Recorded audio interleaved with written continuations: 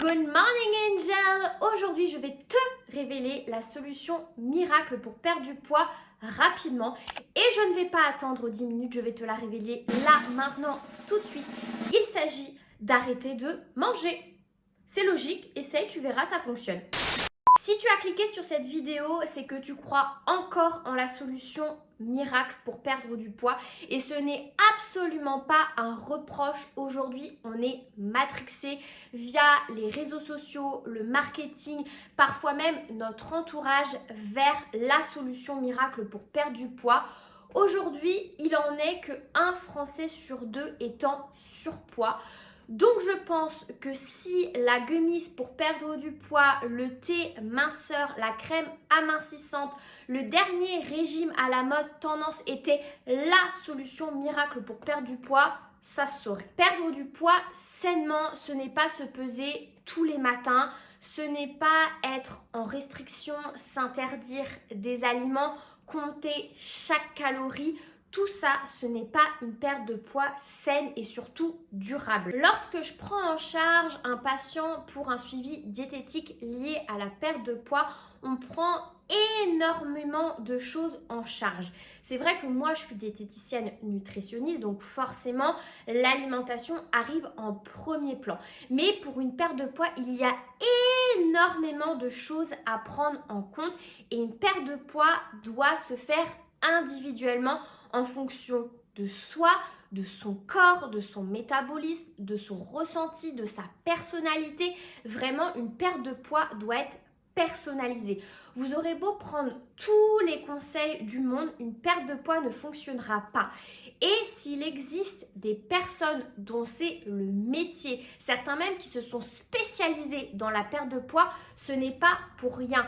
Une perte de poids, ce n'est pas arrêter de manger des pâtes, aller courir 3 fois par semaine, diaboliser tel aliment. Une perte de poids, c'est vraiment un plan d'action personnalisé qu'on met en place. Aujourd'hui, je ne vais pas te laisser comme ça. Je vais quand même te donner des conseils que j'ai moi-même pu mettre en place lors de ma perte de poids ou que je conseille à mes patientes parce que j'ai pas encore eu d'hommes à perdre du poids. Je travaille essentiellement avec des femmes.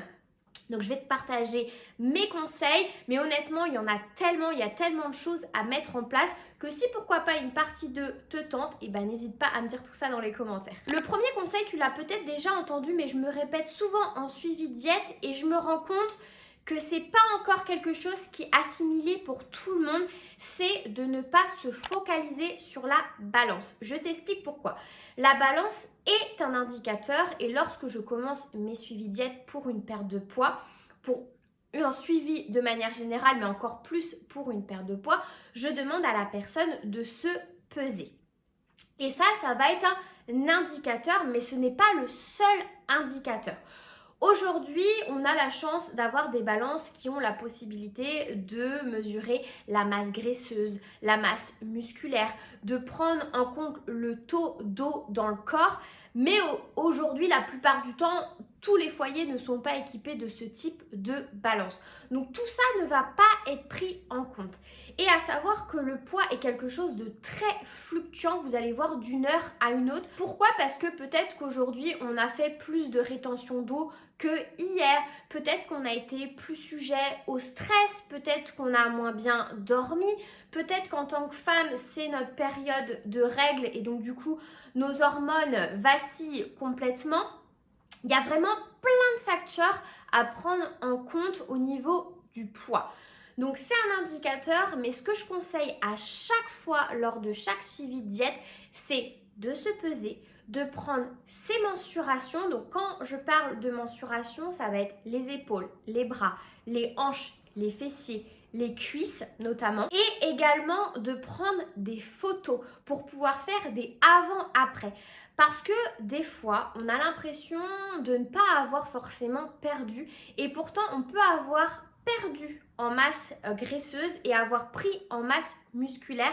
Il y a quelques mois, je vous la retrouverai, je vous avais posté une photo sur Instagram avec un avant-après de moi, sachant que sur cette photo-là, je pesais 52 kilos et pourtant mon corps n'a absolument rien à voir. Donc c'est pour vous dire vraiment de ne pas vous fier à 100% sur votre poids.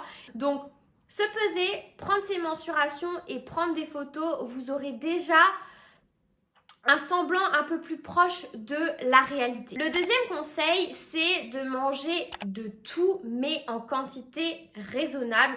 Le cerveau, son seul objectif, c'est de survivre. On sait aussi maintenant aujourd'hui que le sucre est une drogue. Lorsqu'on est en perte de poids, on a tendance à supprimer le sucre de son alimentation et aussi tout ce qui va être graisse. Mais si vous supprimez ça de votre alimentation, les aliments, voilà, vraiment qui vont doper votre cerveau, vous n'allez penser qu'à ça. Ça va devenir une obsession et votre perte de poids va être vouée à l'échec parce que vous allez peut-être tenir quoi? Allez, 3, 4, 5 jours. Au bout d'un moment, vous allez craquer. Ça va être plus fort que vous. Donc, faites-vous plaisir. D'une fois de temps en temps, en quantité raisonnable. Si vous avez envie de manger une petite poignée de chips, bah mangez une petite poignée de chips. Ou peut-être prenez des alternatives.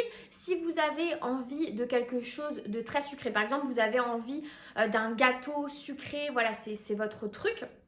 Une fois de temps en temps, bien sûr que vous pouvez le manger. Après, si vous avez envie de votre gâteau sucré une fois tous les jours, une fois par jour, comme ce qui arrive très souvent, on a voilà, l'habitude d'avoir notre petite douceur sucrée, bah faites-le maison. Comme ça, vous pourrez contrôler la quantité de sucre et aussi la quantité de graisse que vous allez mettre dans votre gâteau. Le troisième conseil dont on ne parle pas assez, et certaines, je vous jure, je vois des choses sur les réseaux, j'ai envie de vous mettre des claques, surtout que c'est des choses qui sont partagées sur les réseaux et que d'autres vont reproduire et c'est très dangereux, c'est de ne pas manger en dessous de son métabolisme de base. Qu'est-ce que c'est son métabolisme de base? C'est le nombre de calories qu'on doit ingérer par jour pour que notre corps fonctionne normalement au repos. C'est-à-dire que pour tout le monde, c'est juste, enfin, après ça dépend au niveau des enfants, etc. Mais là, je parle par exemple pour une femme adulte, voilà, de corpulence moyenne, on ne peut pas, par exemple, manger en dessous de 1200 calories. C'est juste impensable. Sur Instagram, je vous ai partagé un post pour calculer votre métabolisme de base et aussi en fonction, voilà, de votre dépense journalière. Mais c'est quelque chose que je fais systématiquement en suivi de diète. On ne peut pas manger en dessous, sinon tout simplement notre corps, au bout d'un moment, on va rencontrer des dysfonctionnements. L'objectif d'une perte de poids, c'est d'être en bonne santé. Si vous mangez en dessous de votre métabolisme de base, c'est pas la bonne santé que vous allez attirer. Donc on se rend bien ça dans sa tête, on ne mange pas en dessous de son métabolisme de base. Après, ça c'est surtout pour les personnes qui comptent chaque calorie. C'est pas vraiment vers ça que je tends. Ça peut être utile dans certains cas, dans certains objectifs précis. Après, je trouve que compter chacune de ces calories, ce n'est pas quelque chose qui est viable sur le long terme. Le mieux, c'est d'aller vers une alimentation intuitive. Mais si c'est votre cas, que vous comptez chacune de vos calories, ne mangez pas en dessous de votre métabolisme de base. Quatrième conseil, on ne supprime pas les glucides de son alimentation. Les glucides, c'est ce qui va apporter à 50% l'énergie dont notre corps a besoin. Ils sont essentiels. Alors bien sûr, pour une perte de poids, ce qui peut être intéressant, c'est de les diminuer un peu, vraiment un peu. On ne supprime pas les glucides de son alimentation parce que ce n'est pas viable sur le long terme. Par contre, on peut mieux les choisir. On peut choisir déjà des glucides issus de l'agriculture biologique, des glucides complets, des glucides à IG bas. IG, c'est indice glycémique. Pourquoi? Parce que quand ils vont être à IG bas, on va éviter en fait d'avoir le pic de glycémie dans le sang. Lorsque ce pic en fait redescend, c'est là où on va avoir les fameuses fringales, mais aussi voilà les petits coups de mou, on est fatigué. Donc on va essayer de stabiliser la glycémie. Et aussi également, autre conseil, le pain compte comme un glucide dans un repas. Cinquième conseil, c'est de boire de l'eau en quantité suffisante, c'est-à-dire 1,5 litre d'eau par jour, voire 2 litres, même si vous pratiquez une activité physique. Pourquoi? L'eau va permettre d'éliminer les déchets de votre corps. Il va aussi favoriser le renouvellement cellulaire. On a tendance généralement à vite voir la différence au niveau de notre peau lorsqu'on commence à consommer les 1,5 litres d'eau qu'on devrait tous consommer, c'est pour ça. Mais il y a également une deuxième raison liée à la perte de poids. Aujourd'hui, on a tendance dans notre société à ne pas assez boire. Et comment expliquer ça? Le cerveau, des fois, il a un peu du mal à faire la différence entre la faim et la soif. Et généralement, bien sûr, lorsqu'on s'approche d'un repas, et des fois ça nous arrive d'avoir faim, là on ressent la faim, mais lorsque vous avez fini de manger il y a 1 heure et que vous avez encore faim, il y a 2 possibilités. Soit votre repas il n'était pas du tout nutritif, etc. Soit peut-être que tout simplement votre cerveau vous envoie ce signal-là parce qu'il a soif. Les signaux en fait sont un petit peu confondus, d'où l'importance de boire est très important. 1,5 litre d'eau par jour, je me répète, et vraiment ça c'est juste de l'eau pure, et ça vous évitera aussi de boire tout ce qui va être soda, boissons ultra sucrées, etc. Vraiment, l'eau, ça doit être votre essence de vie avec l'alimentation. 6e conseil, c'est d'écouter son corps. Aujourd'hui, malheureusement, et encore une fois, c'est la société qui veut ça, on n'écoute pas assez son corps, son ressenti, ça peut être aussi ses émotions. Là, je veux vraiment parler de tout ce qui va être écoute de son corps et de son ressenti, savoir écouter sa faim. Depuis qu'on est tout petit, aujourd'hui ça change. Mais moi j'ai grandi dans cette génération où on ne pouvait pas sortir de table sans avoir fini son assiette. Et c'est important de savoir écouter sa satiété. Si on n'a plus faim et qu'il nous reste encore dans l'assiette, et bah tant pis, ce sera pour le prochain repas. Parce que si vous êtes en perte de poids, du coup, vous allez manger plus que nécessaire, avoir plus de calories, alors que bah, finalement, votre corps, il n'en avait pas besoin parce qu'il avait plus faim. Un conseil qui va de pair avec celui-ci, c'est de prendre le temps de manger. À savoir que le corps met 20 minutes à avoir l'information qu'il est en train de manger. Bah, du coup, plus le cerveau qui prend l'information. Donc vraiment, un repas ne doit pas durer en dessous de 20 minutes. Alors ça, je vous avoue que c'est super dur à faire. Moi, la première, je suis quelqu'un qui engloutit.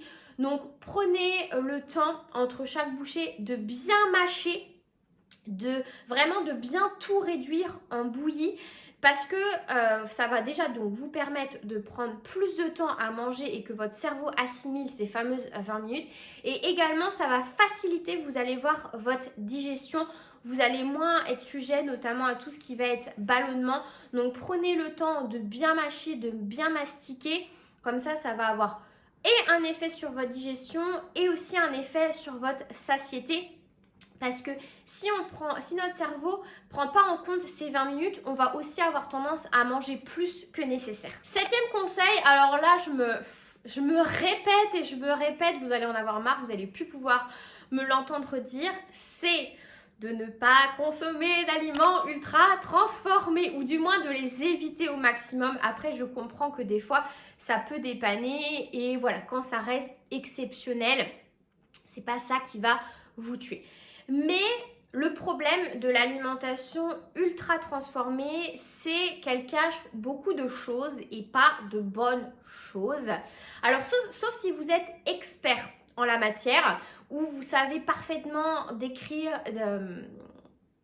non pas décrire, décrypter, sauf si vous savez parfaitement décrypter la liste des ingrédients, le tableau de valeur nutritionnelle, les logos, les vrais, les faux, ne pas vous faire avoir par le marketing, etc. Ça, je vous avoue que ça demande un certain travail et certaines connaissance, également voilà connaître ce qui est un additif, etc. Ça c'est pas donné, c'est pas à la portée de tout le monde. Donc l'idéal c'est d'éviter tout ce qui est produit ultra transformé. Qu'est-ce qui est un produit ultra transformé? Ça va être un produit qui va comporter plus de 5 ingrédients. Ça va être un aliment qui va contenir des ingrédients que vous connaissez pas trop. Genre, va y avoir du dextrose, de la cellulose. Vous vous dites, bon, c'est quoi ça? Va y avoir des E450, quelque chose. Là, tout ça, c'est des indicateurs sur des produits ultra transformés. Pourquoi il faut les fuir? Alors déjà, pour tout ce qui va être aspect de production, voilà, c'est un peu de l'arnaque, hein. Clairement, on est assez dans la tromperie où on pense qu'on mange un aliment alors qu'en fait, c'est pas du tout ce qu'on pense manger. Et surtout parce qu'on va avoir énormément de graisse cachée, de sucre caché. Et voilà, tout ce qui est parti aussi additif, qui est potentiellement cancérigène, qui va jouer sur l'hyperactivité des enfants, etc. Donc vraiment, ça c'est des aliments à fuir et encore plus en perte de poids, mais j'ai envie de dire à fuir de manière générale. 8e conseil, et là on entre dans l'autre partie de la perte de poids, donc on quitte la partie un petit peu nutritionnelle, ça va être de bouger son corps. Forcément, une perte de poids, ça va pas sans dynamiser son corps. Je vous dis pas d'aller à la salle 5 fois par semaine, de faire 2 heures de séance. Clairement, sauf si vous avez vraiment une motivation et même une discipline surhumaine de pouvoir faire des changements de routine du jour au lendemain, bah faites-le. Mais je connais pas beaucoup de personnes, du moins je n'ai jamais vu ça en suivi diète, hein. L'objectif, ça va être de trouver une activité physique déjà d'une qui vous plaît, qui vous correspond et qui va être aussi facile à intégrer dans votre emploi du temps. Moi, la première chose que je conseille, c'est la marche. Déjà d'une parce que c'est gratuit, c'est facile, c'est accessible à tout le monde, même pour les personnes qui sont en obésité. Et dans tous les cas, c'est quelque chose même pour quelqu'un qui est, qui n'a pas forcément de pathologie, qui est dit en bonne santé. La marche, dans tous les cas, c'est toujours conseillé. Moi, je fais en sorte de marcher tous les jours. Donc, marcher au moins une bonne heure par jour, c'est top. Donc, ça peut être avec des choses très faciles. Voilà, au lieu de prendre la trottinette, le bus, la voiture, si on a la possibilité d'aller au travail à pied, bah, c'est d'aller au travail à pied. De prendre un petit temps sur sa pause du midi. Voilà, au lieu, si on a 1 heure par exemple de pause déjeuner, bah, au lieu de passer 1 heure dans la salle de pause avec les collègues, c'est de proposer une petite sortie. Ça peut être seul, mais ça peut être aussi avec ses collègues d'aller marcher 15-20 minutes. Ça peut être prendre les escaliers au lieu de prendre l'ascenseur. Le week-end, d'aller se balader en famille. Enfin voilà, il y a plein de choses qu'on peut facilement mettre en place pour intégrer la marche dans sa routine. Il y a aussi des personnes, je sais que ça se fait de plus en plus, c'est de marcher en travaillant. Vous savez, il y en a qui se mettent des tapis. Alors ça, personnellement, j'ai pas testé. Moi, je pense que mon cerveau, il n'est pas capable de faire autant de choses en même temps. Mais voilà, si vous êtes adepte de marcher en même temps que travailler, bah pourquoi pas. Et après, pour les plus motivés, bah ça peut être d'intégrer une activité physique. Donc ça peut être aller à la salle, ça c'est classique, c'est ce que généralement tout le monde fait quand ils veulent faire une perte de poids, c'est je vais aller m'inscrire à la salle. Absolument pas un jugement, j'ai fait exactement la même chose. Après je suis tombée dedans et maintenant j'adore ça, mais si vous, votre truc, c'est pas d'aller à la salle, bah allez pas à la salle, quoi. Faites, je sais pas, de la zumba, faites de la danse classique, allez faire de la natation, du volley, du badminton. Peu importe, l'essentiel, c'est de se bouger.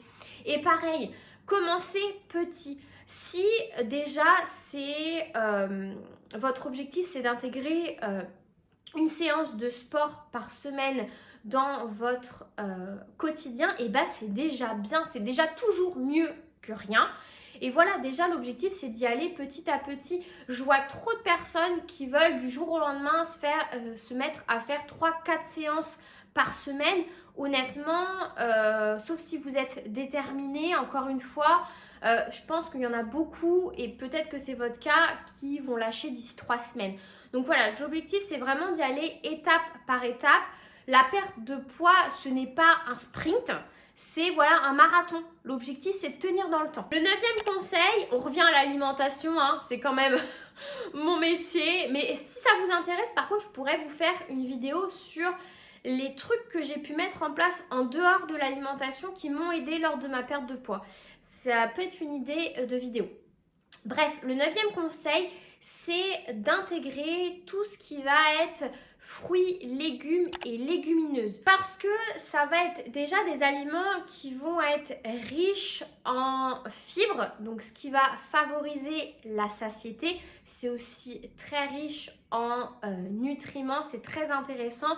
Également, les fibres, ça permet de nourrir le système, la microbiote intestinale. Donc l'objectif, ça va être de pouvoir avoir un sentiment de satiété et de se rassasier plus vite grâce aux fruits, aux légumes et aux légumineuses. Des aliments pour la plupart qui sont faibles en calories et donc ça permet de jouer sur le volume alimentaire.